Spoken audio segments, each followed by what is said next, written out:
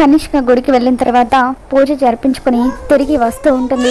అప్పుడు తులసి అనుకోకుండా కనిష్కకి డాష్ ఇవ్వడంతో కనిష్క చేతిలో ఉన్న పసుపు కుంకుమ పూజ సామాన్లు అన్నీ కూడా కింద పడిపోతాయి.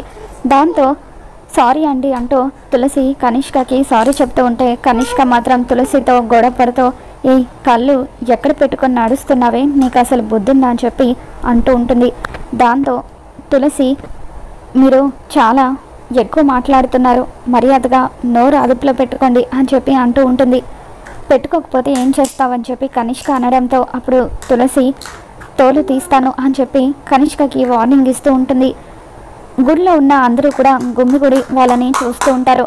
అప్పుడు కనిష్క మా నాన్న ఎవరో తెలియక నువ్వు ఇలా మాట్లాడుతున్నావు, నీ గురించి మా నాన్నకి చెప్పాననుకో నీ అంత చూస్తారు అని చెప్పి తులసికి వార్నింగ్ ఇస్తుంది.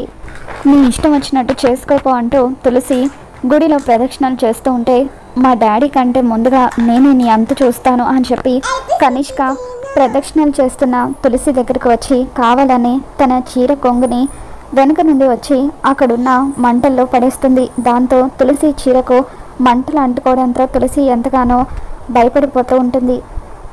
కేకలు వేస్తూ ఉంటే అప్పుడు గుడిలో ఉన్న సిద్ధు అది గమనించి తులసి అంటూ పరిగెత్తుకుంటూ వచ్చి తన చీరని లాగి పడేస్తాడు. ఇక దాంతో తులసి అక్కడున్న చెట్ల చాటున దాక్కుని ఉంటుంది. అప్పుడు సిద్ధు తన షర్ట్ తీసి తులసికి ఇస్తాడు. తులసి సిద్ధు షర్ట్ వేసుకుని చెట్ల మధ్యలో నుండి బయటకు వస్తుంది. ఇక ఆ తర్వాత కనిష్క అందరి ముందు తులసిని అవమానిస్తూ మర్యాదగా ఆ షర్ట్ విప్పవే అని అంటూ ఉంటుంది.